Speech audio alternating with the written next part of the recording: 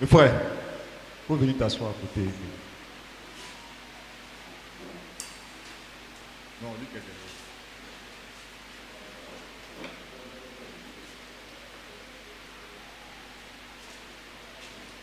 Assois-toi. Voilà. Amen, que le Seigneur nous bénisse. Frère Amantia, on peut commencer? Que le Seigneur nous bénisse. Aujourd'hui, nous sommes samedi, le 27 mai 2023 à Yopougon, à Guayaté, dans la communauté chrétienne du pasteur Adengra Franck. Aujourd'hui, je ne sais pas si nous avons des questions. Le diacre nous fera le rapport après. S'il n'y a pas de questions, nous allons passer à la prière. Mais pour l'instant, nous allons nous tenir debout et nous allons lire l'écriture de l'introduction. Dans Psaume, chapitre 27, à partir du verset 1er. Psaume, chapitre 27, à partir du verset 1er.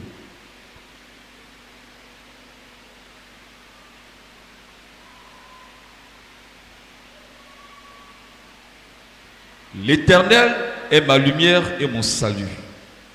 De qui aurais-je crainte? L'Éternel est le soutien de ma vie. De qui aurais-je peur? Quand les méchants s'avancent contre moi pour dévorer ma chair, ce sont mes persécuteurs et mes ennemis qui chancellent et tombent. Si une armée se campait contre moi, mon cœur n'aurait aucune crainte. Si une guerre s'élevait contre moi, je serais malgré cela plein de confiance. Je demande à l'Éternel une chose que je désire ardemment. Je voudrais habiter toute ma vie dans la maison de l'Éternel, pour contempler la magnificence de l'Éternel et pour admirer son temple, car il me protégera dans son tabernacle au jour du malheur. Il me cachera sous l'abri de sa tente. Il m'élèvera sur son rocher. Et déjà ma tête s'élève sur mes ennemis qui m'entourent. J'offrirai des sacrifices dans sa tente et au son de la trompette. Je chanterai, je célébrerai l'Éternel. Éternel, écoute ma voix, je t'invoque. Aie pitié de moi et exauce-moi. Mon cœur dit de ta part, cherche ma face. Je cherche ta face, ô Éternel. Ne me cache point ta face. Ne repousse pas avec colère ton serviteur. Tu es mon secours. Ne me laisse pas, ne m'abandonne pas, Dieu de mon salut. Car mon père et ma mère m'abandonnent, mais l'Éternel me recueillera. Éternel, enseigne-moi ta voie. Conduis-moi dans le sentier de la droiture, à cause de mes ennemis. Ne me livre pas au bon plaisir de mes adversaires, car ils s'élèvent contre moi de faux témoins et des gens qui ne respirent que la violence. Oh, si je n'étais pas sûr de voir la bonté de l'Éternel sur la terre des vivants, espère en l'Éternel, fortifie-toi et que ton cœur s'affermisse. Espère en l'Éternel. Amen. Voici un peu les paroles d'exhortation que nous donne la parole de Dieu. Et sur ces bases, nous allons encore nous approcher de notre Dieu et nous allons lui être reconnaissants parce qu'il a pris soin de nous au cours de cette semaine et il a été avec nous, il a permis que nous soyons ici ce matin. Nous allons lui être reconnaissants et nous allons lui recommander nous-mêmes entre ses mains. Ensemble, élevons la voix et prions notre Seigneur.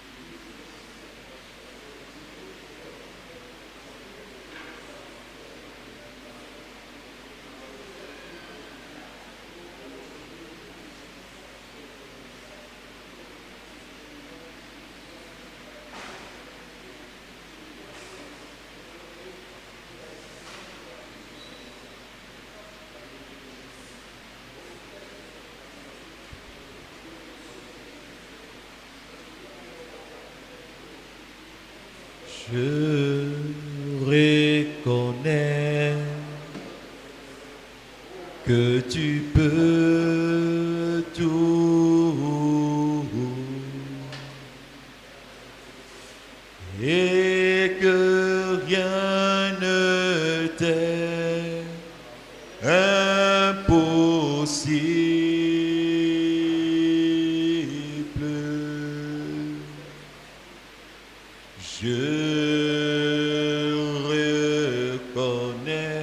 Je reconnais que tu peux tout et que rien ne t'est impossible.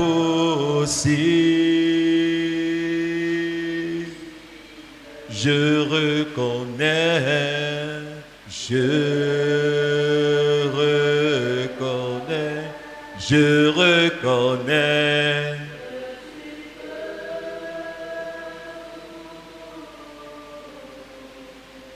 Et que rien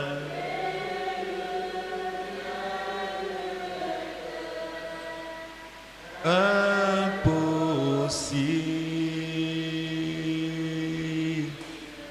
Seigneur, fais-moi voir. Fais-moi voir ta gloire. Ô Seigneur, fais-moi voir. Oui, fais-moi voir. Seigneur, fais-moi voir ta gloire. Oh, fais-moi voir. Oh, alléluia.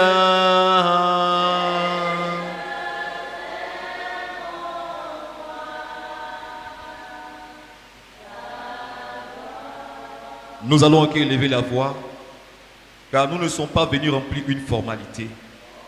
Nous sommes venus voir la gloire de notre Dieu. Nous sommes venus contempler les merveilles de notre Dieu. Nous sommes venus pour sentir encore une fois de plus sa présence. Nous voulons être sûrs que ce Dieu vivant, que ce Dieu dont a parlé l'histoire, est aussi vivant dans notre vie. C'est pourquoi nous allons encore élever notre voix. Et nous allons prier. Tu peux t'asseoir. Et tu vas recommander ta vie à ton Dieu. Nous sommes venus certes aux questions et réponses. Nous ne sommes pas venus simplement pour une simple connaissance. Nous sommes venus connaître notre Dieu. Autrefois, nous avons pensé que c'était ce fils de Marie qui était notre Dieu. Maintenant, nous comprenons qu'il y a ce véritable Dieu. Alors, nous voulons nous approcher de lui. Tu vas simplement prier et tu vas dire, oh Seigneur, qui peut te connaître si toi, tu ne te révèles à lui? Je veux que ce matin, tu te révèles à moi. Je veux que ce matin, tu me fasses vivre une expérience. Que tu puisses encore me visiter ce matin. Ensemble, que chacun élève sa voix. Et que tu pries sincèrement ton Dieu.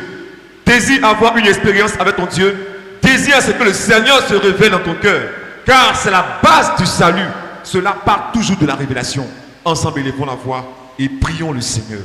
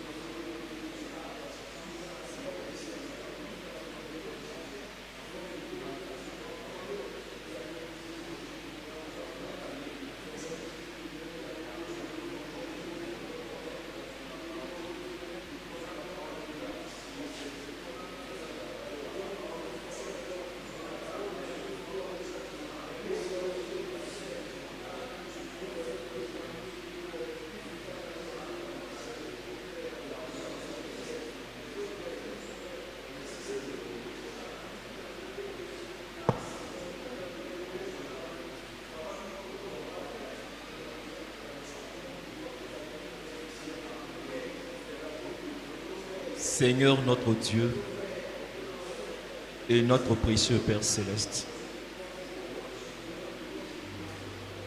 nous voulons aujourd'hui, ce matin, nous approcher de toi. C'est un jour de questions et de réponses. Et parfois, ils sont aussi des jours de prière quand il n'y a pas de questions. Mais aujourd'hui, spécialement éternel, certainement qu'il y a des questions. Certainement que ce sera la prière. C'est toi qui conduis toutes choses. Et nous t'invoquons ce matin parce que nous voulons, Seigneur, nous approcher de toi. Nous voulons te connaître véritablement. Autrefois, nous pensions que nous te connaissions. Mais plus la révélation évolue, plus la révélation grandit, nous comprenons que nous ne t'avons pas connu tel que tu es réellement. Oh Seigneur, c'est pourquoi ne nous laisse pas être distraits quand tu viendras encore à nous. Donne-nous d'être véritablement connectés à toi et d'avoir aussi pour nous cette révélation comme tu l'as fait pour Pierre. Cette révélation comme tu l'as fait pour Paul. Cette révélation comme tu l'as fait pour William Branham. Cette révélation comme tu l'as fait pour notre pasteur. Il peut nous apporter, Seigneur, un tant soit peu l'image. Mais Seigneur, c'est toi qui apportes la révélation. Et lorsque tu apporteras la révélation, Seigneur, nos mêmes personnes, ô Dieu, souviens-toi de chacun de nous. Car nous voulons te connaître véritablement. Afin de ne point être des idolâtres. Afin d'être des véritables adorateurs. Car tu as dit que c'est là les adorateurs que tu recherches. Ainsi, nous voulons simplement nous abandonner à toi ce matin, afin que tu nous visites, que ce soit par les questions, par les réponses, que ce soit par la prière. Nous voulons simplement nous attendre à toi, afin que Seigneur, oh Dieu, tu nous permettes de vivre cette expérience, nous aussi, pour que, ô Père éternel, nous nous trouvons dans ta pensée et dans les limites de la parole, afin que la gloire te revienne, à toi, le seul vrai Dieu. Au nom du Seigneur Jésus-Christ, avons prié. Amen. Amen. Que le Seigneur nous bénisse. Encore de nouveau, je vous salue dans le nom précieux de notre Seigneur Jésus-Christ. Et nous sommes là aujourd'hui pour les questions et réponses. Pour ceux qui ont des questions déjà, veuillez voir le diacre Jean-Claude qui répertorie les questions. Et ensuite, par la grâce de Dieu, nous essaierons de répondre par le mieux de notre compréhension. Donc, je ne sais pas, après Jean-Claude, s'il y a...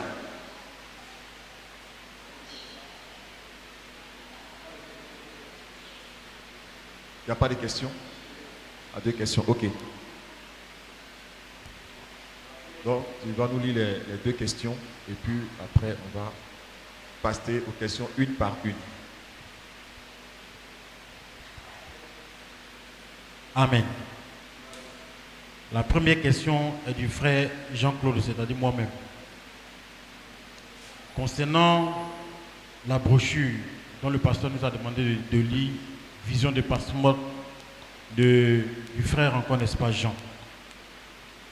Après la lecture de cette brochure-là, il y a des points vraiment qui m'intriguent et j'aimerais avoir un éclaircissement si c'est une déclaration du prophète qui vont un peu embrouiller.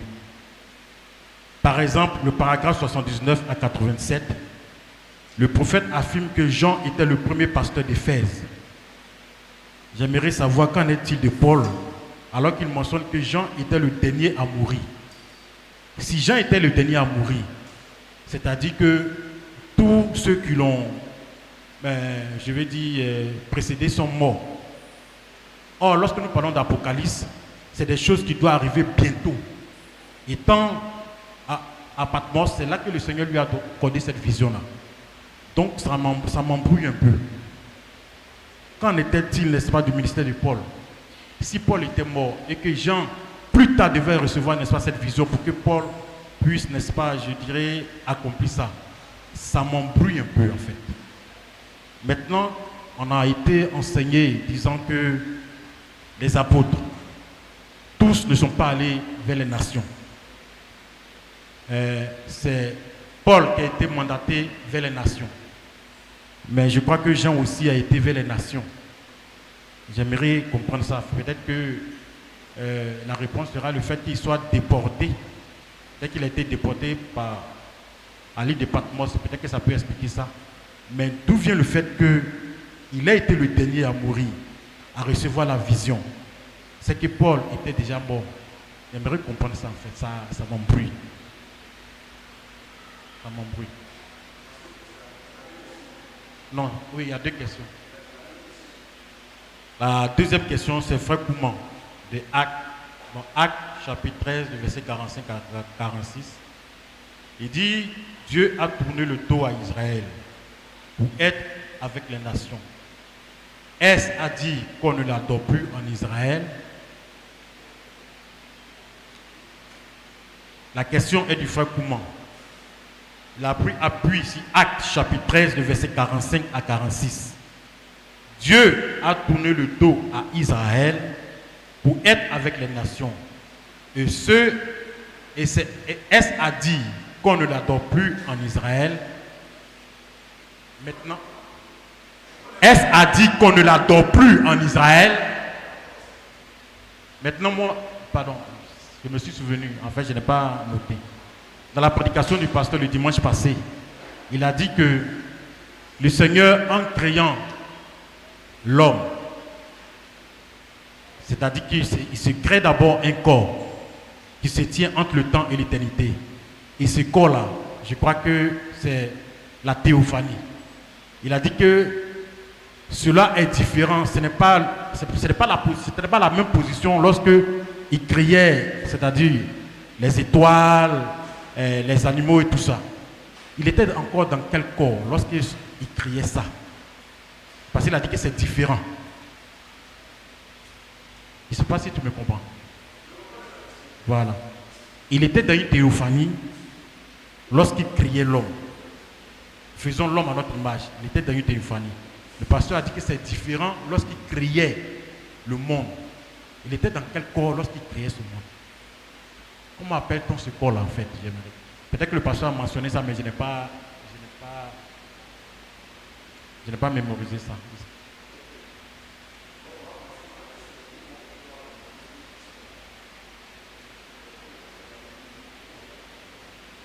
Donc je reprends pour le frère Kouman.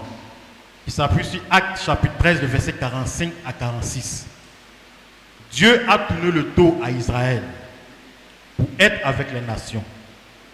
Est-ce à dire qu'on ne l'adore plus en Israël? Bien mes frères, voici la question qui est posée.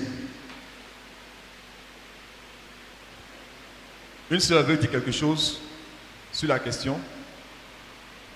Dieu, après qu'il fut rejeté par Israël, il a tourné le dos à Israël. Et maintenant, il est venu vers les nations. Donc, dès lors qu'il est venu vers les nations, est-ce qu'on ne l'adore plus en Israël? C'est-à-dire qu'actuellement, est-ce qu'on ne l'adore plus là-bas? C'est la question qui se pose.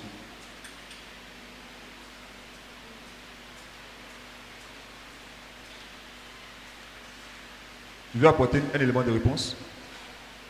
Oui, le micro est avec vous là-bas, vous avez un micro.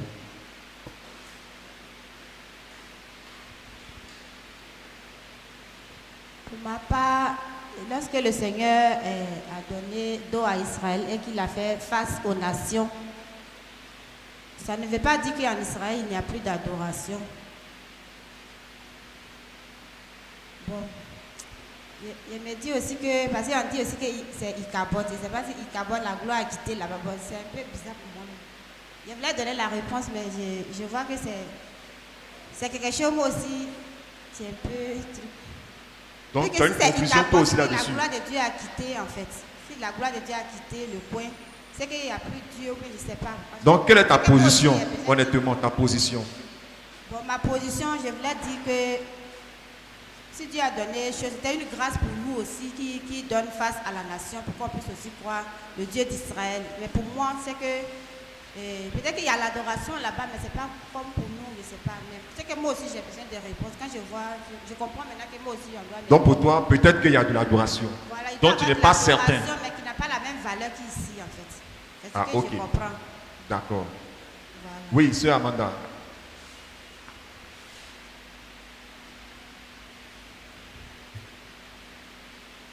Amen. Bon, je vais me baser sur ce que je sais. Je sais que il y aura un temps où Dieu va retourner vers Israël. Et selon l'enseignement que j'ai reçu, c'est que pendant ce temps-là, dans les nations ici, là, Dieu ne sera plus là. Donc quand Dieu n'est pas là, il n'y a pas d'adoration. Donc sur cette base-là, je pense que comme il a tourné aussi le dos à Israël actuellement, non, il n'y a pas d'adoration en Israël. Dieu n'y est plus. Maintenant, il va retourner dans le futur. C'est comme ça que je comprends. Ok, voici la position de la sœur Amanda. Qui veut dire encore quelque chose?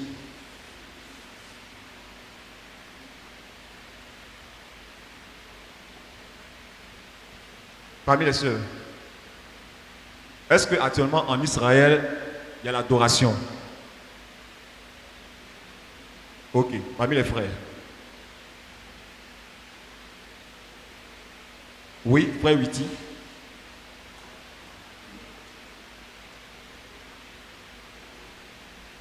Bon, pour ma part, je pense qu'il n'y a pas d'adoration actuellement en Israël. Vu que le Seigneur a tourné dos à Israël pour se tourner vers les nations. Donc, si Dieu n'est pas avec eux, il ne peut pas avoir d'adoration. Donc, il n'y a pas d'adoration s'il n'y a pas de Dieu. Donc, moi, c'est comme ça que je comprends en tout cas ce verset-là. Ok, il y a le jeune frère. Bon, moi, je comprends que en Israël, il y a l'adoration là-bas. Puisque la parole de Dieu dit que toute la terre loue et adore l'Éternel Dieu, créateur du ciel et de la terre. Donc en un mot, il y a l'adoration là-bas. Maintenant, quand Dieu dit qu'il va tourner dos à Israël pour faire face aux autres pays du monde, ça veut tout simplement, selon ma compréhension, ça veut tout simplement dire que en Israël, l'adoration au vrai Dieu ne sera pas assez forte comme les autres nations vont l'adorer. Parce qu'il y a eu beaucoup de manque de considération à l'éternel Dieu, au vrai Dieu. Voilà. En un mot, c'est comme ça. Ok, donc voici aussi la position de notre bien-aimé frère. Oui, un autre frère veut dire quelque chose? Frère Yves, tu veux dire quelque chose?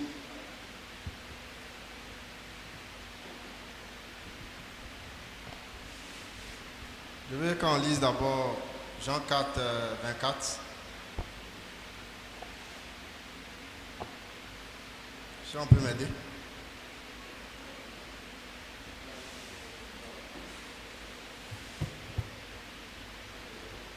Jean 4, 24. Dieu est esprit. Et il faut que ceux qui l'adorent en esprit et en vérité. Vas-y, poursuis. La femme lui dit, je sais que le Messie doit venir, celui qu'on appelle Christ. On dit que les adorateurs que le Père recherche, c'est ceux qui l'adorent en esprit et en vérité. Passe au 23. Ouais, il faut dire ça. 23 à 24. Mais l'heure vient, et elle est déjà venue, où les vrais adorateurs adoreront le Père en esprit et en vérité, car ce sont là les adorateurs que le Père demande. Dieu est esprit, et il faut que ceux qui l'adorent en esprit et en vérité. Donc, Jésus parle d'adoration, de véritable adoration. Ce que je sais dans l'écriture, dans le livre, comme on vient de le lire, il y a la véritable adoration et puis il y a l'adoration simplement. Or, Dieu ne cherche pas une simple adoration, il cherche une véritable adoration comme on vient de le lire. Et comme nous le savons selon l'écriture, il y a véritablement l'adoration vraie lorsqu'il y a révélation. Lorsqu'il y a un véritable envoyé, un véritable prophète qui est manifesté à un peuple. Et aujourd'hui, le Seigneur ayant donné dos à Israël, la véritable adoration se fait chez les nations. Parce que nous, on a reçu un prophète. Mais là-bas, ils adorent, mais il n'y a pas la véritable adoration. Il n'y a pas la véritable adoration, selon qu'il n'y a pas encore de prophète qui leur a été donné. Donc, il y a des gens qui choupillent dans leur cœur. Il y a des gens qui crient, un peu comme avant que Moïse ne soit envoyé, comme on appelle ça, à Israël lorsqu'ils étaient en captivité. Il y a des gens qui choupiraient, il y a des gens qui criaient. On va le lire dans Exode chapitre 3, si c'est possible, là, où le Seigneur dit qu'il a entendu les cris que Israël poussait sous l'oppression, sous la pression vraiment des Égyptiens. Donc les gens soupiraient, ils criaient, ils imploraient le Seigneur pour une délivrance, pour que quelque chose arrive. Mais l'adoration véritable n'était pas encore, parce qu'un prophète n'avait pas encore émergé là-bas. Exode chapitre 3, il faut prendre, je crois, à partir du verset 3 ou bien, voilà, 8. 9. Verset 8. Oui. Bon, verset 7, il dit, l'Éternel dit, j'ai vu la souffrance de mon peuple qui est en Égypte, et j'ai entendu les cris que lui font pousser ses oppresseurs, car je connais ses douleurs. Je suis descendu pour le délivrer de la main des Égyptiens et pour le faire monter de ce pays dans un bon et vaste pays, dans un pays où coule le lait et le miel, car dans les lieux qu'habitent les Cananéens, les Hétiens, les Amoriens, les Phérésiens, les Éviens et les Jubésiens. Voici, les cris d'Israël sont venus jusqu'à moi, et j'ai vu l'oppression que leur font souffrir les Égyptiens. Maintenant, va, je t'enverrai auprès de Pharaon, et tu feras sortir d'Égypte mon peuple, les enfants d'Israël. Amen. Donc, voilà un peu la même situation qui se présente encore aujourd'hui. La véritable adoration n'est pas là-bas, puisqu'il n'y a pas encore de prophète. Et il y aura prophète là-bas, 2 prophètes qui vont intervenir, comme Apocalypse 11, 5 à 6 nous le dit. Mais pour l'heure, la véritable adoration n'y est pas.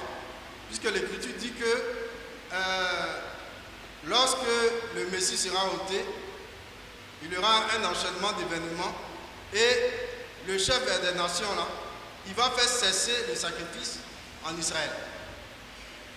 Donc, les gens vont adorer, si je peux le dire de façon individuelle comme ça, mais de façon groupée, comme on l'a vu dans les temps anciens.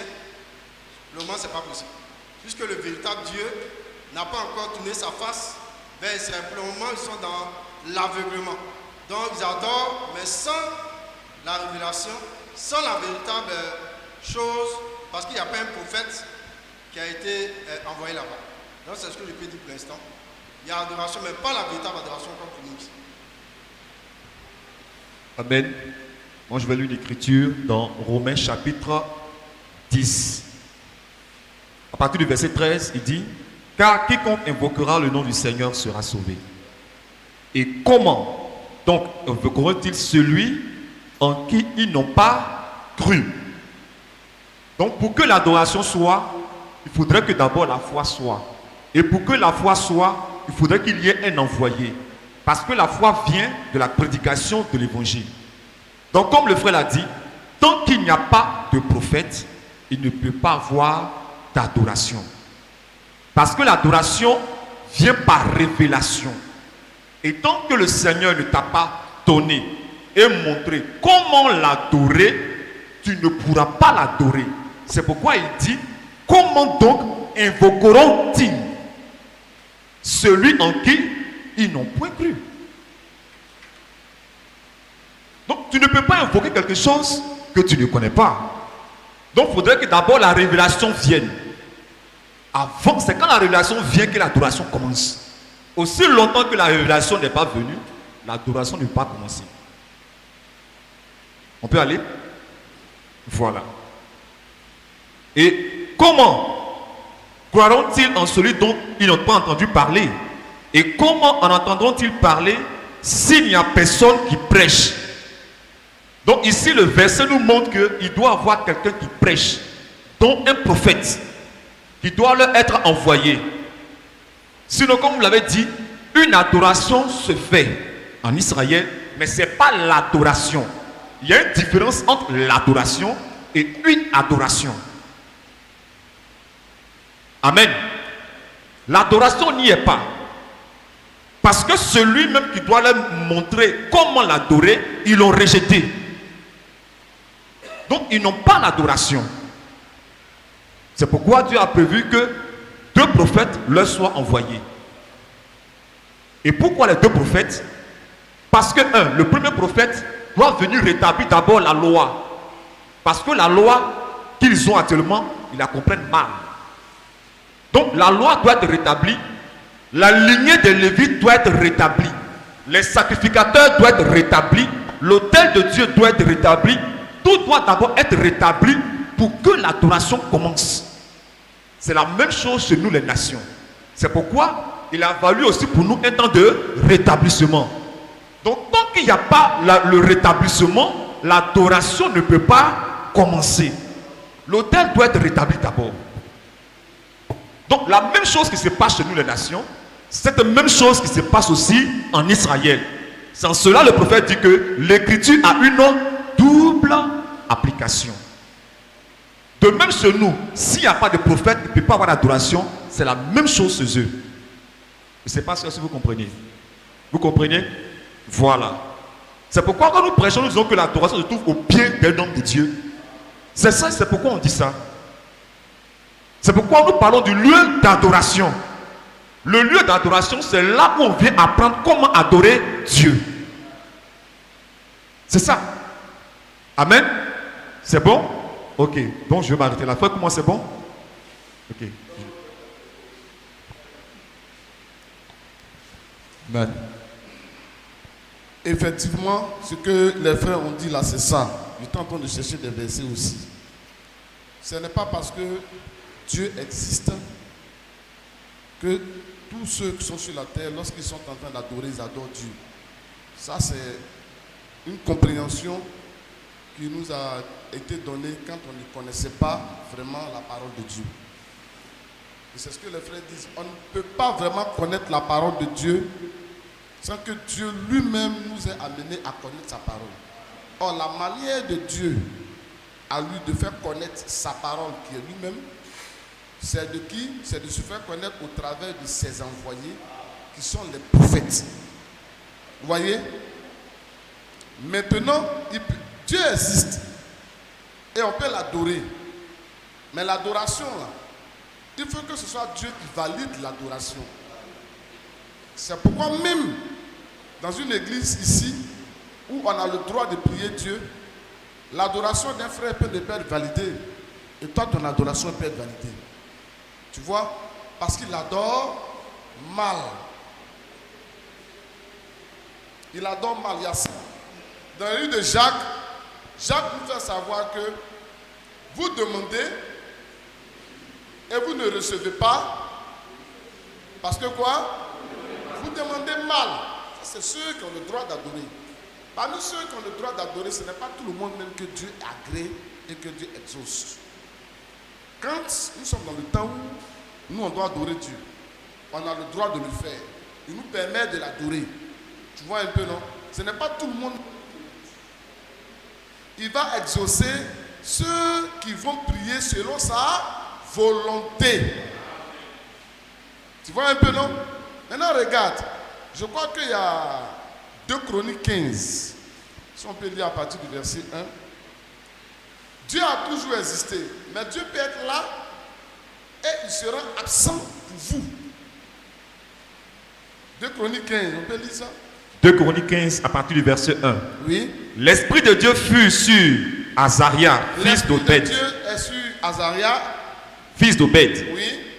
Et Azaria alla au devant d'Azar, oui, et lui dit: écoutez-moi, Azar, et tout Juda et Benjamin. L'Éternel est avec vous quand vous êtes avec lui. L'Éternel est avec vous quand vous êtes avec lui. Si vous le cherchez, oui, vous le trouverez. Oui. Mais si vous l'abandonnez, il vous abandonnera. Ouais. Pendant longtemps, écoute, il y a eu pour Israël. Pendant longtemps, Il y a eu pour qui? Pour Israël. Pour Israël. Il n'y a eu pour Israël ni vrai Dieu, Ni vrai Dieu, ni sacrificateur, sacrificateur. qui régna, ni loi. Tu comprends? Dieu ne régnait pas au milieu d'eux. Les sacrificateurs ne faisaient pas leur service et ils n'avaient pas la loi. Mais est-ce que ça empêche que Dieu existe? Dieu existe. Mais là, on ne peut pas l'adorer parce qu'il avait aussi mis un thème entre Israël et lui pour certaines choses. On ne peut pas l'adorer. Maintenant, quand il décide de revenir, il faut connaître la prophétie et la période. Alors que la prophétie est une écriture que Dieu donne pour un temps donné. Et quand la période arrive, la prophétie et la période sont exaucées, se manifestent par la présence d'un homme. Okay? C'est pourquoi la Bible dit que les prophètes sont des signes. Un prophète, quand il est là, c'est un homme.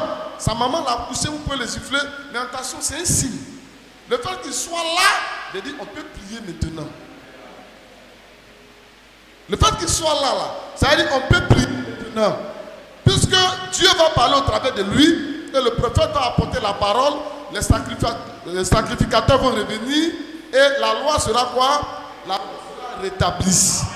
Et l'adoration reprend. Mais est-ce que ça annule Dieu? Donc quand Dieu se retire d'une adoration, ça ne veut pas dire qu'il s'est retiré du fait qu'il soit Dieu. Il est Dieu, mais il se retire d'une adoration parce qu'il n'est pas content. Donc il se retire d'une adoration. C'est comme ça que Dieu peut se retirer même d'un prophète de qui il n'est pas content. Dieu peut ne plus lui parler. Dieu peut ne pas parler à un roi. Dieu peut ne pas parler même à un fils et une fille même ici. Ici. Parce qu'il n'est pas content de toi. Dieu peut couper avec toi. Tu vois un peu? Et quand tu te répands longtemps, Dieu vient voir.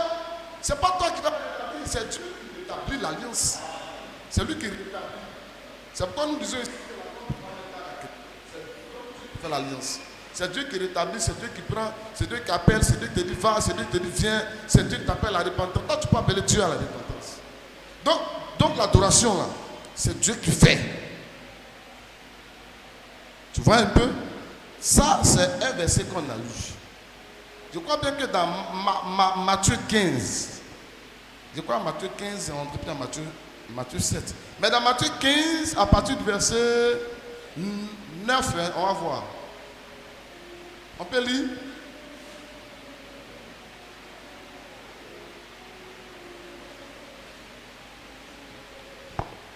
Matthieu 15, à partir du verset 9. Le verset 8. Verset 8. C'est en vain qu'il m'honore. Dieu dit, c'est en vain qu'il m'honore. C'est qu'ils honorent qui? Mais il dit c'est un vain. C'est lui qui doit valider. Maintenant, si lui ne valide pas ce que tu fais, c'est zéro. C'est pourquoi on doit marcher pour lui faire plaisir. Mais ça, c'est un coup ici. Mais là, on est dans le temps où Dieu s'est absenté d'Israël. Mais quand Dieu s'absente d'Israël, ça ne veut pas dire qu'il n'est pas en Israël. Il est en Israël, mais il est absent de l'adoration. Mais puisqu'il est Dieu, il couvre l'univers. Vas-y. Ce peuple-ci, excusez-moi, ce peuple m'honore des lèvres. Ce peuple m'honore des lèvres. Mais son cœur est éloigné de moi. Son cœur est éloigné de moi. C'est en vain qu'il m'honore. Pourquoi est-ce que c'est en vain qu'il honore? Parce que leur cœur ne connaît pas Dieu. Tu as vu? Leur cœur, dans leur cœur, c'est la vanité. Tu sais ce qu'on appelle la vanité? La vanité, c'est les pensées des hommes, les enseignements des hommes. La vanité, c'est ce qui n'est pas Dieu. La vanité, c'est tout ce sur quoi repose le faux. Vas-y. En enseignant des préceptes qui sont des commandements d'hommes. Tu vois la vanité? La vanité là, ce qui est vain là, hein? C'est les préceptes des hommes là. C'est pourquoi dans il n'y a rien. Tu vois? Mais quand Dieu t'envoie son prophète et que tu le suis, dans ton cœur, il y a Dieu. Tu vois? Pourquoi il y a Dieu dans ton cœur? Parce que tu dis amen à l'enseignement de qui? De Dieu qui l'a donné à un prophète. Donc ce que tu crois n'est pas en vain. Tu crois Dieu parce que Dieu n'est pas la vanité et la parole de Dieu n'est pas vaine. Mais eux, ils adorent en vain. Ils adorent Dieu. Mais ils n'adorent pas Dieu selon sa volonté, parce qu'ils ont rejeté les serviteurs de Dieu. Dieu existe, on l'adore. Mais quand il adorait, il y avait un peuple. Il dit, il n'a pas dit les peuples. Il dit ce peuple. Ce peuple. Donc il y en a qui sont différents d'eux. Tu comprends, non? Ça c'est quand on peut l'adorer en Israël. Mais actuellement où on parle, il n'y a pas d'adoration en Israël. Tout ce qui est chose comme les gens font ici. Il n'y a pas d'adoration. C'est pourquoi l'apôtre Paul commence à dire cela dans Romains chapitre 10. La question que tu poses là, je ne sais pas si j'ai bien compris sa question, hein, mais il n'y a pas d'adoration en Israël. Romains chapitre 10, comme tu l'as lu, verset 1. 15, verset 1, on va voir. Où il dit que non, que le désir de mon cœur, c'est qu'il soit sauvé. Donc Paul montre depuis en son temps que ses parents ne sont pas sauvés. Est-ce que tu vois un peu? Ils adorent, mais depuis il a répondu à ça que Dieu les a quittés. Pourquoi? Pour qu'ils soient sauvés, il faut qu'ils croient en Jésus. Alors qu'ils ne peuvent pas être sauvés, pourquoi? Parce que Dieu a fait tomber leur cœur où? Dans l'endurcissement. Et Actes des Apôtres dit qu'ils vont rester comme ça jusqu'au rétablissement de toutes choses. Quand le rétablissement de toutes choses là, ce n'est pas seulement les nations. Jésus est là-bas aussi. L'adoration doit reprendre. Quand l'adoration reprend, Jésus ne vient pas pour rétablir. Élie va prêcher et Jésus viendra. Et ils le reconnaîtront. Et ils vont accepter qui? Jésus. Et ils auront le baptême du Saint-Esprit. Il faut lire Romains chapitre 1. Romains 10 à partir du verset 1er. Frère, le vœu de mon cœur et ma prière à Dieu pour eux, c'est qu'ils soient sauvés. Tu comprends? C'est qu'ils ne peuvent pas être sauvés. C'est que la réponse que tu... Il n'y a pas d'adoration en Israël, ce n'est pas maintenant. Hein? Il n'y a pas d'adoration en Israël quand la prophétie s'est accomplie. L'Écriture dit que le sacrifice, c'est le livre de Daniel, et le sacrifice devait quoi? Cesser. C'est ça. C'est ça. Le sacrifice. Cessation de prière. Le sacrifice devait cesser. Tu vois un peu? Et il n'y aura pas de remplacement du vicaire. Maintenant, le pape, lui, il vient, il le remplace et puis il dit que le sacrifice continue. Voici l'opposant qu'on appelle Satan qui s'oppose à tout ce qui est Dieu. Tu comprends? Vas-y. Je leur rends le témoignage qu'ils ont du zèle pour Dieu. Ils ont du zèle pour Dieu. Mais sans intelligence. Mais ils n'ont pas le discernement. Ne connaissant pas la justice de Dieu. Ne connaissant pas. C'est la même chose. Tu ne peux pas connaître parce que tu as rejeté celui qui donne la connaissance de révélation. Tu ne peux pas. Comment chaque église peut connaître Dieu? Non. On ne connaît pas Dieu. Chacun dans son coin. C'est Dieu qui envoie la connaissance de lui-même par un prophète que tout le monde doit accepter. Et il ne doit pas avoir beaucoup d'églises. Il peut avoir beaucoup d'assemblées, mais il ne doit pas avoir beaucoup d'églises. Nous sommes les assemblées d'une seule église. Tu comprends un peu? C'est comme nous sommes les filles d'une même mère. Tu comprends? Donc on ne peut pas avoir beaucoup de mamans. C'est une seule maman. Donc, si on doit avoir l'église là, l'église est née où? L'église est née de la Pentecôte à Jérusalem. C'est de là-bas que nous tous nous découlons. Vas-y.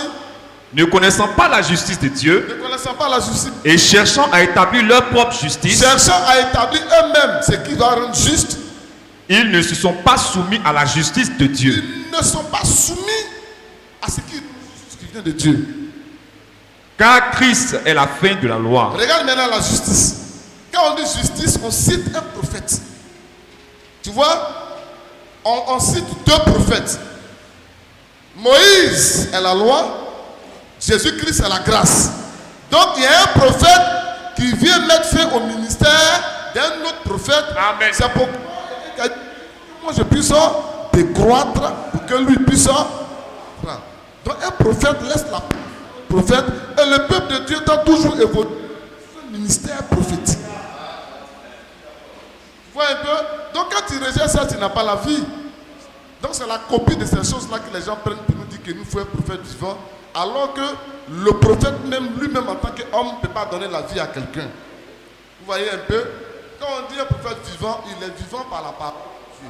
Donc c'est la parole de Dieu qui nous rend vivants. Si on l'écrit dit que les gens qui vivent, ils sont morts, quoique vivants. Ceux qui sont morts, on ne les voit plus. L'Écriture dit qu'ils ont la vie éternelle, ils ne sont pas morts, ils dorment. Tu vois, non? Je crois que si tu évolues dans cette compréhension-là, tu vas comprendre qu'à Israël, ne mettez pas de... Il n'y a pas de semblant dedans. Hein? Dieu existe partout, mais Dieu n'est pas adoré en Israël. Tu vois, non? Parce qu'actuellement, toutes choses ne sont pas encore établies. Parce qu'il a dit, tel que vous l'avez vu partir, si vous le verrez comme ça, venir de la même manière, il va venir en chair. Apocalypse. Les gens vont demander qui t'a percé. Mais il faut que le ciel jusqu'au rétablissement de toutes choses. Toutes choses. Et ici, et où ça? Et là-bas. Ici, quand tout est vraiment rétabli, il y a un enlèvement. Mais là-bas, quand tout est rétabli, il n'y a pas un enlèvement, il descend pour se rétablir. Donc, c'est comme ça. Ne mettez pas de semblant dans l'adoration des pays. Ah, donc tout Israël, non. Là-bas, Dieu est en train de les punir. Là-bas, ils sont dans la dispensation de la punition. Ton sang tombe sur nous et sur nos enfants. Jusqu'à présent, les souffrent. La paix qu'ils ont là, c'est pour eux.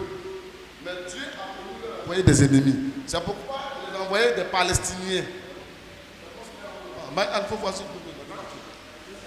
tu as vu, non? Il les a envoyés des Palestiniens. C'est pour eux. Ils luttent. Il les a menés des épines. Israël pleure. Israël souffre. Ils luttent. Il y a la guerre là-bas, ils se tuent. Maintenant, vous allez demander, mais ceux qui meurent dans ça là, c'est comment? Mais quand l'Écriture dit qu'il n'y avait pas vrai Dieu là, ceux qui mouraient là, c'était comment? Vous ne pouvez pas avoir pitié de... Maintenant, si Dieu veut les sauver, c'est la question qui a été posée à Jésus-Christ. Il dit, pour vous, occupez-vous de ce qui vous regarde. Mais si Dieu veut venir dans telle année, il veut faire dans quoi? Il dit, mais à vous, quel est votre ordre? C'est ce que Jésus a dit. Mais les gens vont dire, non, ceux qui meurent là-bas, est-ce que tu as un parent là-bas qui meurt? Tu n'as pas un parent là-bas qui meurt? Pensons à nous-mêmes. Donc, je ne sais pas si je n'ai pu te répondre.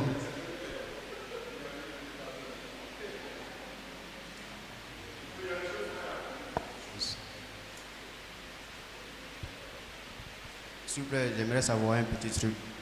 Pour un individu pour un homme qui vit, par exemple, dans un village ou bien dans un campement quelque part, qui n'a pas eu cette chance-là d'entendre parler d'un prophète ou d'un autre prophète, mais au moins qui a pris personnellement la décision de donner sa vie à Jésus et de prier l'Éternel Dieu au nom de Jésus. Est-ce que ce dernier-là sera-t-il sauvé ou ne sera-t-il pas sauvé parce qu'il n'a pas suivi un prophète qui avait été envoyé par l'Éternel Dieu? Voilà, voici un peu ma préoccupation. Ok, Dieu te bénisse. Je crois qu'en ce qui concerne nous, ou bien il y a quelqu'un qui veut dire quelque chose d'abord avant que je parle. Hein? Parmi les sœurs, parmi les frères. Hein? Frère Yves, tu veux dire quelque chose avant que je ne parle? Je vais parler? Ok. Donc, concernant cela, je vais répondre ça sur 2 angles. Si nous sommes conscients, nous qui avons la lumière, nous qui avons reçu un prophète et qui connaissons la valeur du salut, si nous avons su qu'on a un parent qui est dans tel endroit, l'amour doit nous conduire à lui apporter la bonne nouvelle. Ça, c'est d'abord la première chose. Ne pensons pas à nous consoler en disant, comme l'Écriture dit que ceux qui n'ont pas connu la loi, s'ils meurent sans la loi, ils ne seront pas jugés par la loi. Oui.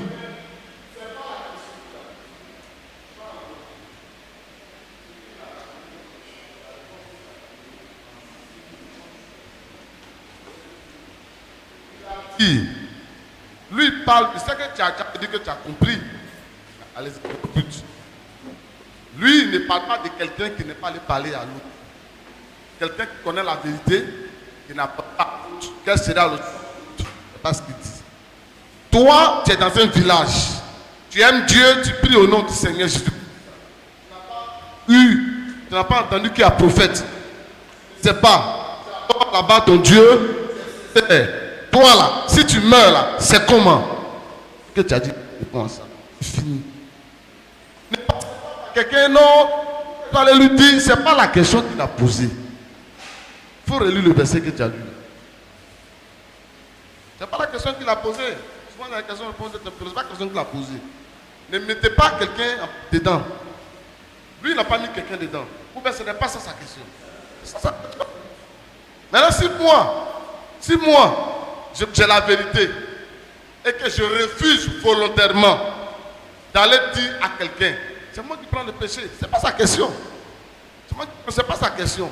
La question est que si quelqu'un est au village, fait fond, il prie au nom du Seigneur, s'il meurt, il sait comment. Mais ce n'est pas sa question.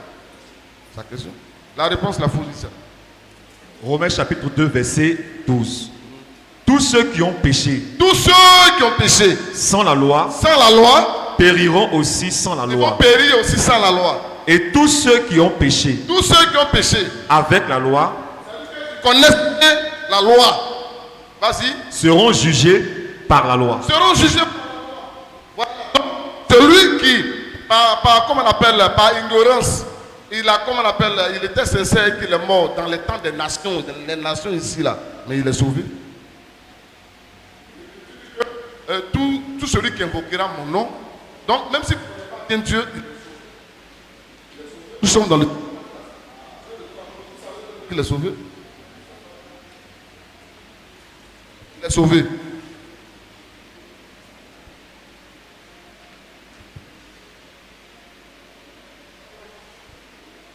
Ok, on va passer à la prochaine question.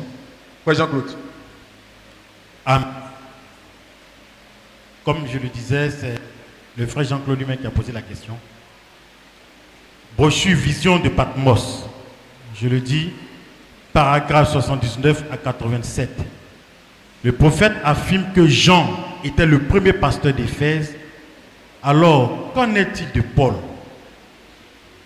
Aussi, alors qu'il mentionne que Jean était le dernier à mourir, je dis que lorsque nous prenons Apocalypse, on déclare que Apocalypse sont des choses qui doivent arriver bientôt. Quand est-ce que Paul a manifesté, je dirais, la vision qui lui incombait? Moi, je vais comprendre ça. Maintenant, la deuxième question. Le pasteur avait dit, peut-être que je n'ai pas retenu ça, mais il a dit que le Dieu, créateur du ciel et de la terre, lorsqu'il créait la terre, il était sous une autre forme. Ce n'était pas la même forme qu'il a utilisée en créant l'homme. Lorsqu'il disait, faisons l'homme à notre image.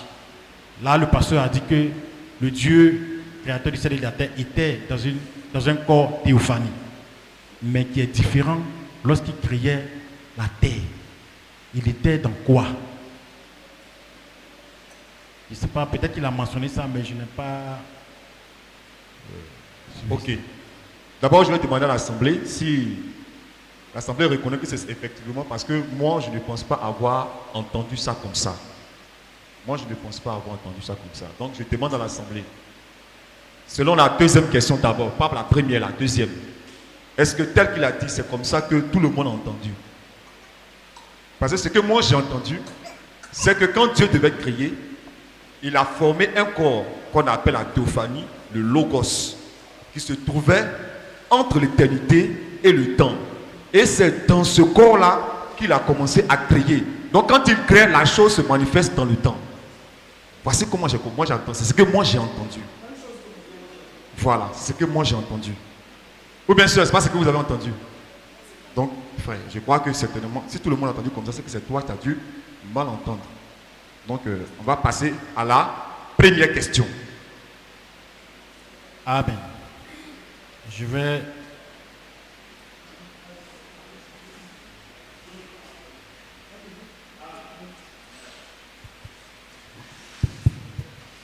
La vision de Patmos de Jean, à partir du paragraphe 78. Bon, Maintenant, pour commencer, nous en arrivons donc à l'île de Patmos, au verset 9. D'abord, nous voulons dire que nous intitulerons ceci, la vision de Patmos. Ceci s'est passé après Jésus-Christ, entre 95 et 96, après Jésus-Christ. Le lieu, c'était l'île de Patmos. Elle est située à 30 000, environ 50 km, à l'ouest de la côte de l'Asie mineure, en face de l'église d'Éphèse, dans la mer Égée, qui est bordée de la Méditerranée. C'est là qu'elle se situe. Pensez-y. Eh bien, c'est une petite île située à 30 000 de la côte de l'Asie mineure, dans la mer Égée, juste en face de l'église de Philadelphie, ou plutôt de l'église d'Éphèse, à laquelle le premier message fut adressé et dont Jean était le pasteur. Je veux qu'on retienne ça. En d'autres termes, là où il était, en regardant derrière, à l'est, il regardait droit vers son église. Et le premier message était adressé à son église, laquelle représentait un âge de l'église. Je veux qu'on retienne ça. Très bien. La vision fut donnée à Saint Jean le divin, qui était alors le pasteur de l'église d'Éphèse.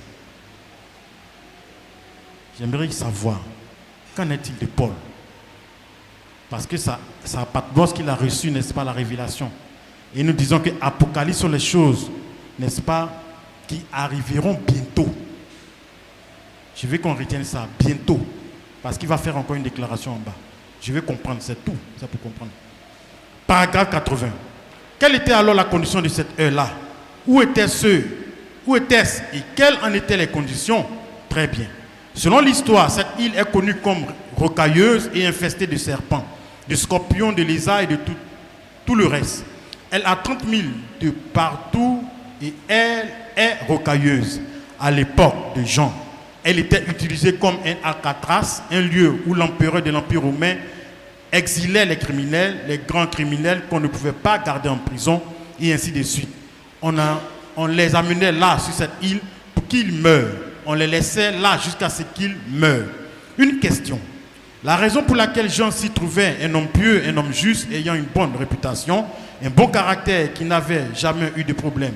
Pourquoi cet homme s'y trouvait-il? La Bible dit, à cause de la parole de Dieu, du témoignage de Jésus-Christ. Bon, nous avons le cadre. L'île de Patmos est dans la mer Égée. Bon, je veux... Où là? 84, je vais être directement à 84. On le mit sur cette île pour 2 ans. Et pendant que Dieu l'avait isolé là-bas, il écrivit le livre de l'Apocalypse au fur et à mesure que l'ange du Seigneur le lui avait révélé. Et puis, aussitôt qu'il eut fini, il revint au pays et assuma la charge pastorale de l'église d'Éphèse. Puis il mourut et fut enterré à Éphèse, Jean le divin. J'aimerais savoir, qu'en est-il de Paul? Maintenant, il mourut à Éphèse. Et on sait que Jean est le dernier apôtre à mourir. Ce qui sous-entend que tous les apôtres sont morts avant lui. Il a reçu, n'est-ce pas, la vision. Il a reçu, n'est-ce pas, le témoignage. Et nous savons que Apocalypse signifie des choses qui doivent arriver bientôt. Quand est-ce que Paul avait accompli? Alors que la parole ne lui avait pas encore été montrée à Jean. C'est juste pour comprendre, parce que ça me fatigue. Voilà.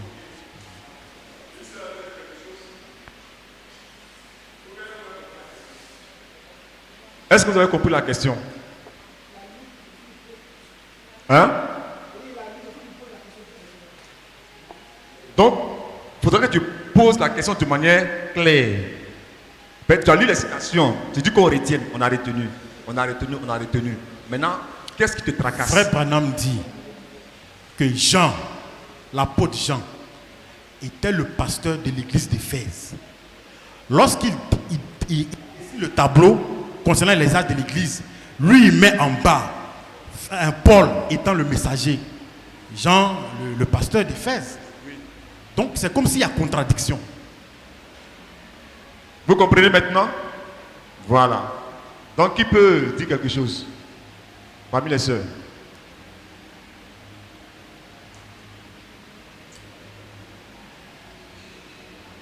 Parmi les frères? Frère Christian?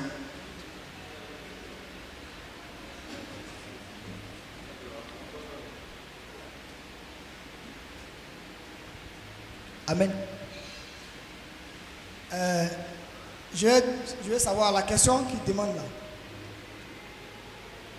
Il demande. Il dit que il dit que le prophète dit que Jean est le pasteur de l'église d'Éphèse, n'est-ce pas? Or, dans l'histoire des âges, dans le schéma des âges, c'est Paul qu'on met en tant que prophète. Donc moi, directement, je lui fais comprendre que Jean, vraisemblablement, était un pasteur à Éphèse. Mais il n'est pas le prophète de l'âge d'Éphèse.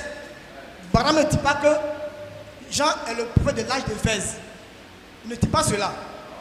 Mais il dit un pasteur établi à Éphèse, qui a aussi peut-être une grande autorité. L'Éphèse, ce n'est pas la ville d'Éphèse, c'est un âge sous lequel le toit de Branham travaille. Et pour avoir été là-bas, je vous dis que moi j'ai vu les églises des gens. Et j'ai compté les églises. Toutes les églises là, quand j'ai visité là-bas, Jean a plus d'églises que tout autre apôtre là-bas. C'est que moi j'ai compté là. Parce que son nom est écrit dessus. Hein. À Éphèse, on a vu là où Paul prêchait. C'était comme les grands stades là. Mais l'église de Jean, l'église de Paul établie comme ça à Éphèse, pas vu. Mais l'église de Jean, on a vu. Même ça tombe. On était sur sa tombe, on a vu ça tombe. Bien. Ces églises étaient là avec des baptisés dedans. L'église de Jean. À Thyatire, il y avait 3 églises même. Là, je comptais pour vous remarquer. Dans Thyatire, il y avait 3 églises. Mais, Branham ne dit pas ici que Jean est le prophète de l'âge d'Éphèse. Branham dit que Jean était un pasteur établi à Éphèse. Ça, c'est vérifié. On peut vérifier ça aujourd'hui. Mais, concernant les âges de l'église, c'est Branham qui est le prophète de l'âge de Laodicée. À ce moment, ce n'est plus une ville, une ville qu'on doit viser, mais c'est un esprit. Ce n'est pas un esprit, mais c'est un âge. Je ne sais pas comment établir ça. Une période dans laquelle Branham est prophète. Et cette période-là, c'est déterminé comme la période. Même les musulmans en parlent. Les musulmans en parlent. Il y a un Allemand qui a eu des visions comme ça, Christian Rockel. Il en parle de la même manière. L'âge d'Éphèse, on dit clairement l'âge d'Éphèse, mais c'est les saisons, les dates, et puis le prophète l'a mélangé. Mais les âges, c'était bien cité comme ça. Donc, moi j'estime qu'il n'a pas compris le prophète sur ça. Branham dit que Paul était un pasteur établi à Éphèse. Et du moins, Jean. Il ne dénie pas que lui, Branham, il n'est pas un pasteur, il n'est pas le prophète de l'âge d'Éphèse. C'est deux choses différentes. C'est ce qu'il a lu. Moi, c'est Paul. Bon, je conclue pour dire que. Je conclue pour dire que. Je termine pour dire que. Le frère, j'estime que le frère a mélangé quelque chose où. Branham dit que Jean était un pasteur établi à Éphèse. Ça n'est. Voilà, c'est ça. Ok. Bon, en ce qui concerne ma position là-dessus, je vais dans le même angle que le frère Christian. Le frère doit d'abord comprendre que, avant de parler des âges de l'église, il y a eu les 7 villes qui ont existé. Et ces 7 villes, il y a eu Jean qui était évêque à Éphèse. Jean était évêque à Éphèse. Maintenant, ces villes-là avaient des caractères qui reflétait aussi certains âges de l'église dont Dieu allait parler. Et c'est pas si le frère Jean comprend. Donc Éphèse avait un caractère, une manière d'être qui allait refléter un âge de l'église dont Paul est le prophète. Smyrne aussi, qui est la ville qui existe bel et bien, a aussi un état d'esprit qui va refléter aussi un âge que l'autre prophète va conduire. Tu comprends? Maintenant, la partie où tu lis, où Jean devait remettre les livres aux 7 âges. Mais est-ce que Jean pouvait voir Irénée? Est-ce que Jean pouvait voir Coloban pour lui remettre les livres? Non. Ce sont des choses qui sont écrites, mais qui devaient parvenir aux 7 âges, pas aux églises d'Éphèse, de Smyrne, de Thyatire, non. Mais aux 7 âges, pas aux églises physiques de cette ville. Mais c'est aux 7 âges et aux 7 anges qui devaient venir apporter le message de chaque âge. Voici quand il dit envoie au messager, ce n'est pas à Jean qui devait envoyer le livre. Ce n'est pas à Smyrne qui est à Turquie qui devait envoyer le livre. Ce n'est pas à Pergame qui était, ou à Philadelphie, ou à Laodicée, qui sont en Asie mineure, mais c'était... Oui. Dans ce temps dans lequel tu réponds là, comme Jean-Claude est là, je ne sais pas. Est-ce qu'il te répond? Je ne sais pas, il te répond. Parce que tu es encore hors sujet. Tu es en train de parler des âges. Ce n'est pas ça son problème à lui. Son problème là, c'est Éphèse là. Hein? Son problème, ce n'est pas tous les âges et les caractéristiques. C'est pas ça. Son problème à lui là, il y a Jean et puis il y a Paul. Vous voyez? Qui est qui à Éphèse là-bas? William Branham, quand il fait le tableau là, il dit que c'est Paul qui est le messager. Donc l'église appartient à Paul. Tu vois? Maintenant, lui, le même Branham dit encore ici que ce n'est pas Paul qui était pasteur là-bas.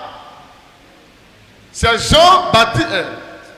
C'est Jean, son disciple, qui était pasteur là-bas. Donc c'est comme s'il y a contradiction. Tu vois un peu? Maintenant, toi, tu es en train de prendre pour lui expliquer, je te comprends, hein, mais ça va allonger. Comme je l'ai dit souvent dans les questions-réponses là. Il y a les thèmes où on doit allonger, hein. Honnêtement, il y a les thèmes où on doit allonger. Il y a les thèmes où on ne doit pas allonger. Parce qu'on va commencer à lui expliquer les caractéristiques des âges. Hein? Mais caractéristiques des âges, tu connais, non? Tu parles un ancien, hein? Il a duré. Et moi-même, je suis étonné même qu'un ancien comme ça peut poser une question comme ça. Moi-même, quand tu arrives, je dis, mais mon gars, toi aussi, tu as cassé mon verre. Il faut ça souvent. Okay. Le problème là, c'est que Paul, il dit, Jean reçoit une vision. Et Apocalypse signifie des choses qui doivent arriver bientôt. Frère Branham dit, il a été le dernier à mourir. Ce qui signifiait que tous les autres sont morts avant lui. Mais quand est-ce que Paul, n'est-ce pas, a manifesté ce que lui doit avoir vu pour que ça arrive bientôt là? Mais c'est simple, non? Quand tu es un ancien, puis tu dis non, ça arrive souvent. C'est pas compliqué. Tu es mieux placé pour expliquer aux gens.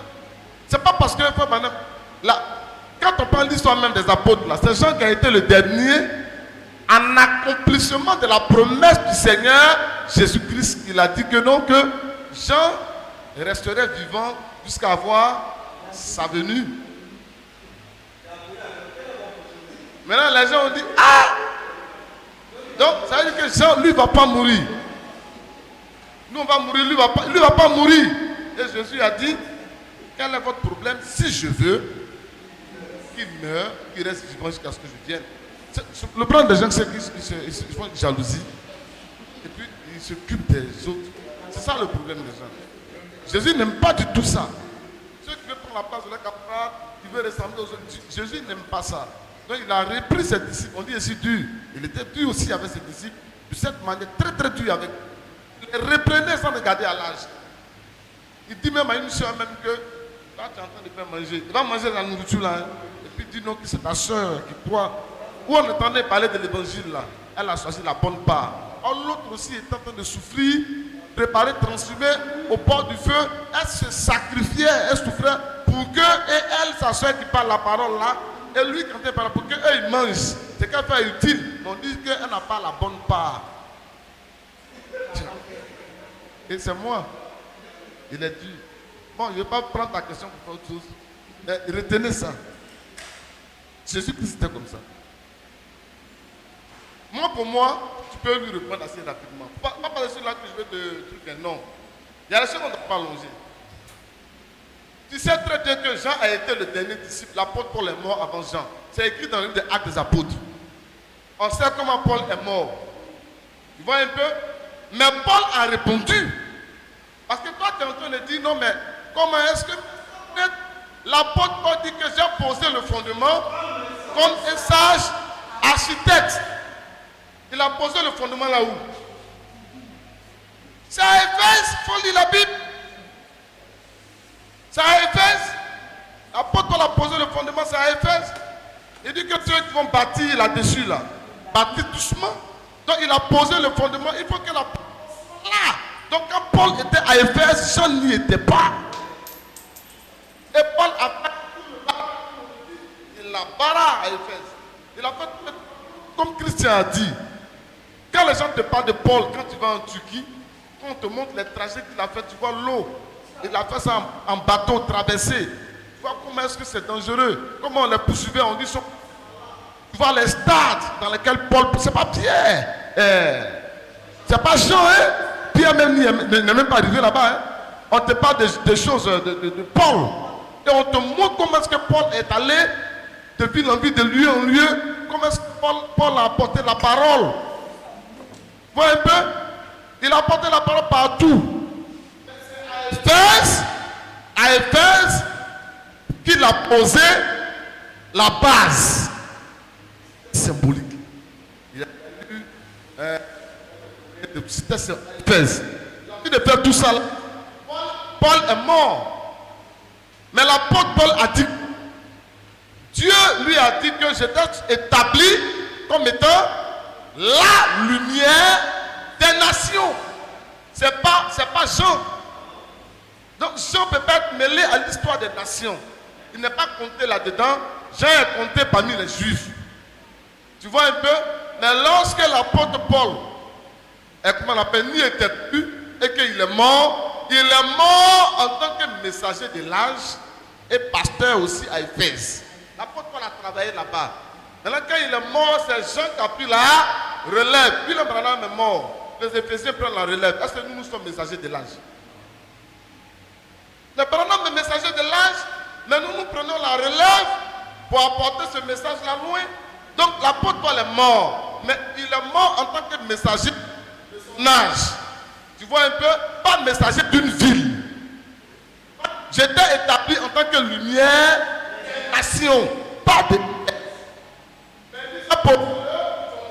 Donc quand il enseignait aux nations, il a beaucoup travaillé à Éphèse.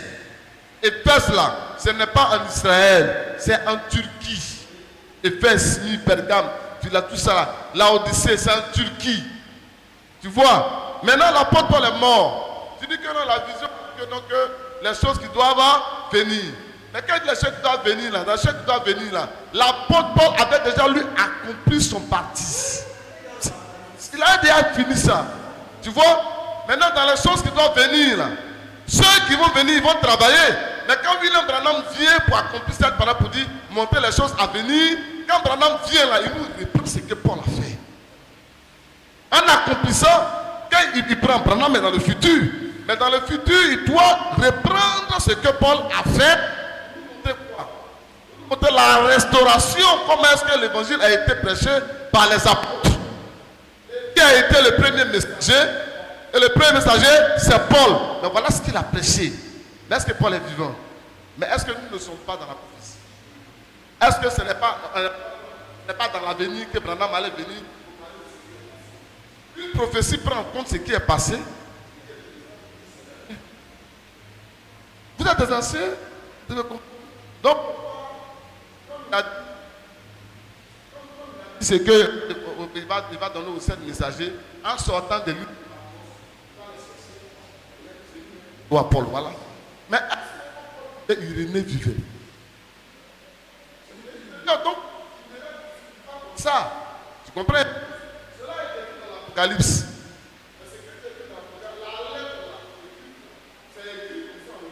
Et Dieu va révéler ça à qui? Il va révéler ça au viendra. Donc le messager est comme l'environnement dans lequel il y a quoi? Dans lequel il y a la lettre, dans lequel il y a la parole.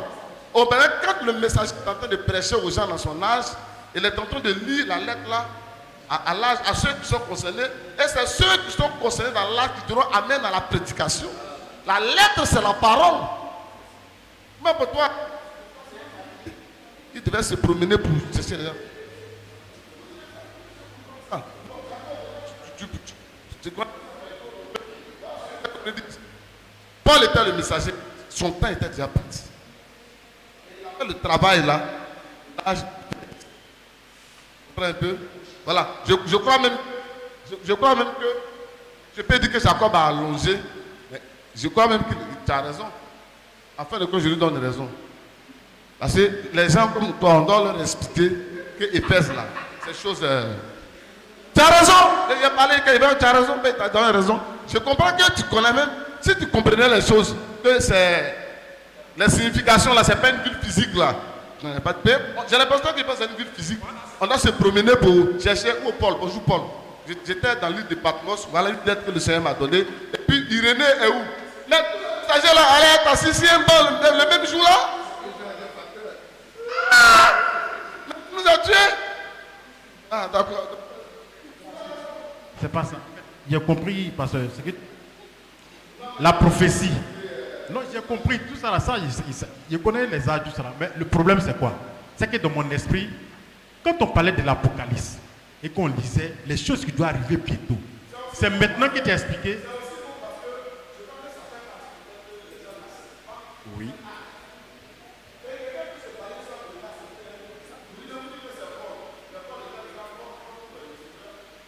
Mais pasteur, il fait une erreur quand il explique la prophétie. Parce qu'ici dans l'Apocalypse, il est dit à Jean, au verset 19 du chapitre 1, écris donc les choses que tu as vues, celles qui sont, et celles qui doivent arriver après elles. Voici ce qu'il est dit.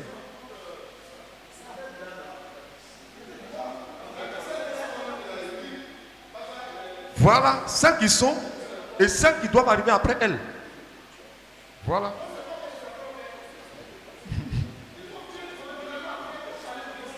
Non, j'ai compris. En fait, c'est là qu'il me fatigue.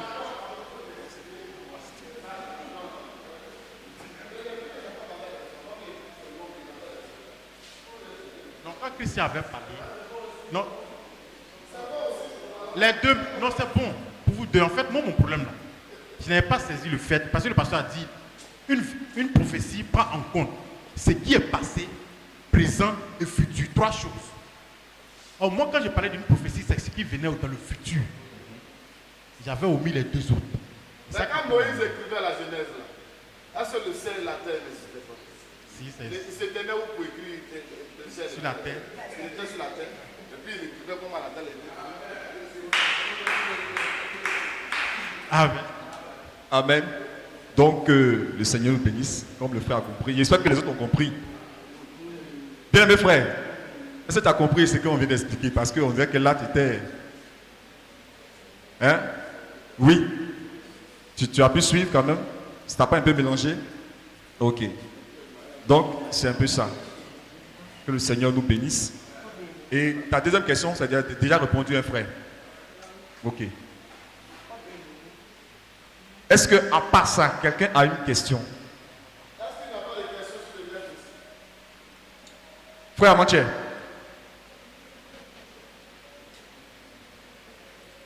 Il y a des questions là-bas? Il n'y a pas de questions. Ok. Donc, comme il n'y a pas de questions, sœur, il n'y a pas de questions. Il n'y a pas de questions. On se connaît. Hein? Il n'y a pas de questions. Dieu, là, il ne suis pas là-bas. Vous dites non, frère Jacob, comme c'est un peu bizarre, donc je vais t'envoyer chez le pasteur. C'est lui qui est ton mari. Si une femme veut s'instruire sur quelque chose, qu'elle interroge son mari à la maison. Donc, si tu peux poser question ici, là, ton mari est là-bas. Amen. Frère, il n'y a pas de questions. Frère Rodrigue, il n'y a pas de questions. Ok, que le Seigneur nous bénisse. Sur ce, nous allons passer au service des offrandes. Je vais demander à l'administrateur d'envoyer le panier.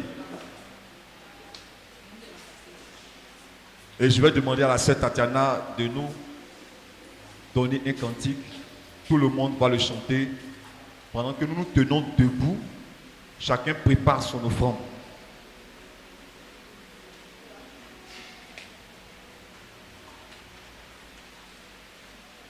Ville de paix et de lumière. On se tient tous debout, on chante le cantique et on fait son offrande. Personne n'a encore sur terre pu contempler sa splendeur, l'amour. Attends. Qui ne connaît pas le cantique? Qui ne connaît pas le cantique? Donc ça veut dire que la majorité connaît le cantique. S'il vous plaît, nous sommes venus adorer le Seigneur. Chantons le cantique. Hein? Donc soeur, tu vas répondre et tout le monde va chanter. Vie de paix et de lumière. Je veux entendre tout le monde. Résistance sur les hauteurs. Les hauteurs. Personne n'a encore sur terre pu contempler sa splendeur, l'amour. L'amour de Dieu éclaire. Éclaire. Ce sera l'agneau lui-même. L'agneau lui-même. Oh, c'est lui l'hospitalier. La nouvelle Jérusalem. C'est là où la gloire abonde, Où l'amour, où l'arbre de vie fleurit, où le fleuve de vie inonde de ses flots. Ce saint abri, l'amour, l'amour de Dieu éclaire. éclaire. Ce sera l'agneau lui-même. L'agneau lui-même.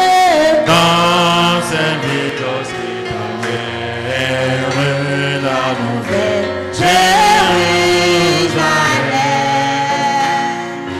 Oh, quelle joie bientôt sur terre. Quand Jésus sera présent. Il sera présent. Cette ville au milieu, il sera éternellement l'amour. l'amour de Dieu éclaire. Éclaire. Ce sera l'agneau lui-même. L'agneau lui-même. Dans cette ville hospitalière, la nouvelle Jérusalem. Chacun va élever la voix et tu vas prononcer une parole sur ton offrande. Ensemble, élevons la voix et prions le Seigneur.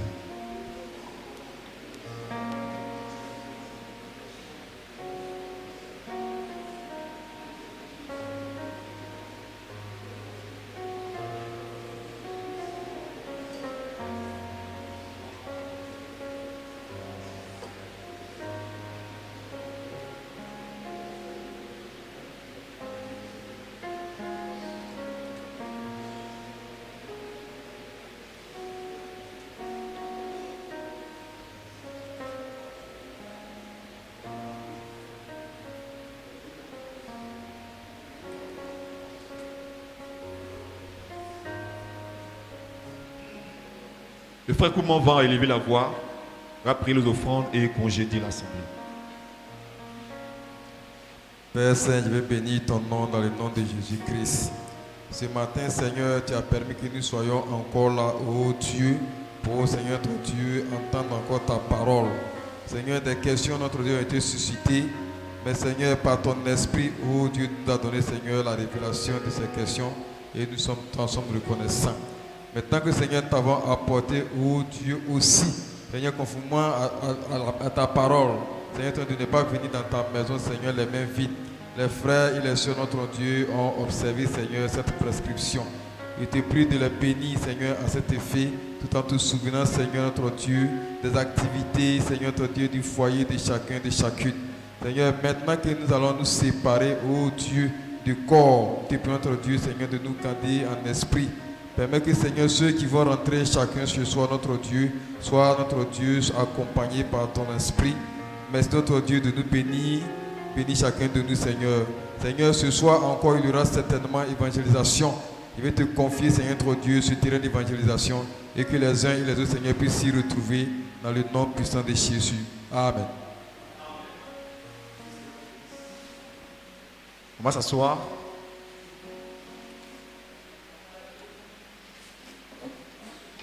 Pour Christian.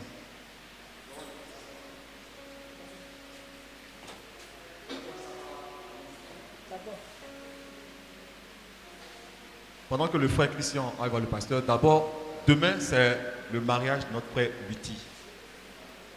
Notre frère Witi. Et ceux qui ne sont pas encore acquittés de leur engagement concernant le mariage, je crois qu'il y a l'un des administrateurs qui est là, le frère Kofi. Vous pouvez lui remettre, il va mettre votre nom et il va rendre compte à ses collègues administrateurs. Amen. Donc, je ne sais pas, frère Christian, vous n'avez pas, non, vous particulièrement, vous n'avez pas de réunion aujourd'hui. Groupe de trucs, il n'y a pas de réunion. Ok.